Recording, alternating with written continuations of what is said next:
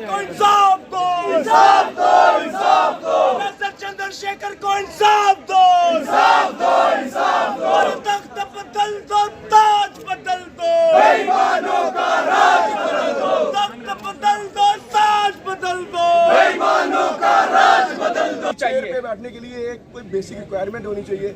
मुझे लग रहा है आपके डिपार्टमेंट में भी बड़े सारे प्रोफेसर्स या बड़े सारे स्टाफ मेंबर होंगे जो एलिजिबल होंगे, बट वो यहाँ तक नहीं पहुँच पाते। क्यों? क्योंकि वो शायद उनका एक बैक नहीं है, ये एक स्ट्रॉन्ग लॉबी नहीं है। यहाँ पे एक पहुँचाने के लिए एक बेसिक क्राइटेरिया होना चाहिए, पर एक ये होना चाहिए कि जिसने एक बार इन एसी कमरों की हवा खा ली, एक बार एक यहाँ में एडमिनिस्ट्रेशन से होकर चले गए, दूसरी बार क्लासेस में जाइए और क्लासेस पढ़ाइए।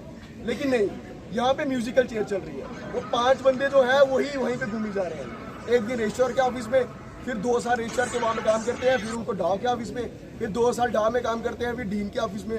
बाकी डिपार्टमेंट एलिजिबल प्रोफेसर नहीं है क्या? वो यहाँ नहीं आ सकते क्या? लेकिन ये उनको आने नहीं दे रहे। अब जब तक ये सिस्टम यहाँ पे खत्म नहीं होगा तब तक हम यहाँ पे चुप नहीं बैठेंगे। इसलिए आपसे रिक्वेस्ट है कि अगर ये यहाँ से नहीं आता फेवरेबल कुछ, तो प्लीज़ मंडे को ज्वाइन करें। तब तक के लिए आप सबका शुक्रिया। आपका नाम? जी, मेरा नाम बिलाल रशीद है जी। किस क्लास में आप? मैं जियोलॉजी डिपार्टमेंट में पीएचडी कर रहा हूँ। जी। तो हमारा ये मुतालबा है कि ये जो सुसाइड है, ये सुसाइड नहीं है, ये इंस्टीट्यूशनल मर्डर है। किस तरह उनको प्रोवोक किया कि उनको लास्ट पे अपना सुसाइड करना पड़ा।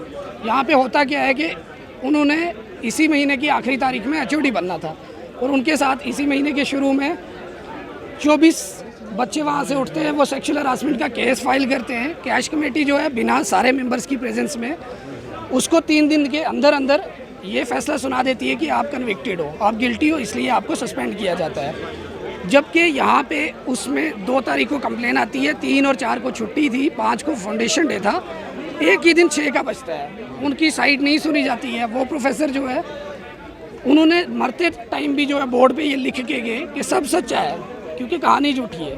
वो सच्चाई ये बनाई गई यहाँ पे, वरना 24 छात्राएं उस महीने में, जिस महीने में उन्होंने एचओडी बनना था, उस टाइम पे वो किया जाए। उसके बाद हमने देखा किस तरह से आप देख रहे हैं? बिल्कुल सही नहीं है, बिल्कुल गलत है ये। यहाँ पे हमने देखा है कि किस तरह लॉबी सिस्टम काम करता है। मैंने पहले भी बोला कि यहाँ पे right person at right place नहीं है, यहाँ पे माई पर्सन एट माई प्लेस है। उसी तरह लोगों ने ये सारा सिस्टम सेट करके रखा हुआ, किस तरह कंस्पायर किया गया उनके अगेंस्ट, ये भी हमें देखने को मिला। वो बाहर के थे, कास्टिज्म या जो एंगल जो उनकी वाइफ ने बोला है उसकी भी जाँच होनी चाहिए।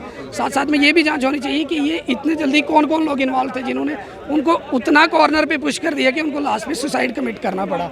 ये एक इंस्टीट्यूशनल मर्डर है और जो लोग इसमें इन्वॉल्व हैं सबके खिलाफ कार्रवाई होनी चाहिए, सख्त से सख्त कार्रवाई होनी चाहिए, सीबीआई इंक्वायरी होनी चाहिए और जो उनकी मिसेज हैं उनको कंपैशनेट ग्राउंड्स पे यहाँ जॉब देनी चाहिए।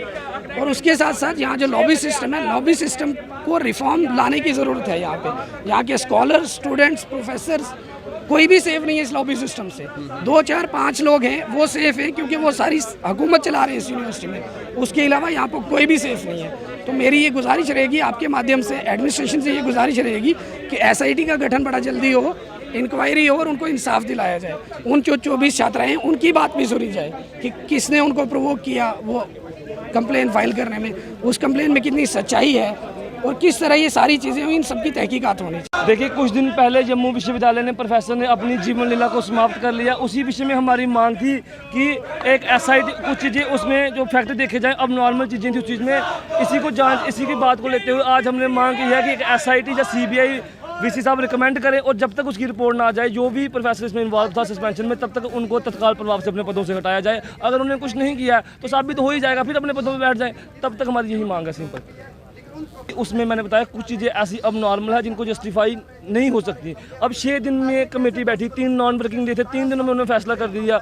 और पहले कितने सेक्सुअल हरासमेंट के केस चले, कितने पे कार्रवाई हुई। पहली बार ऐसा हुआ है कि 2 दिन में आपने कमेटी की जांच बिठा के रिपोर्ट भी सौंप दी और उन्हें सस्पेंड कर दिया। निष्पक्ष जांच की हमारी मांग है, एसआईटी या सीबीआई से जांच करवाई जाए और जो भी एक लॉबी बनी हुई है प्रोफेसरों की, वो भी आपके सामने जब जांच होगी सब क्लियर हो जाएगा।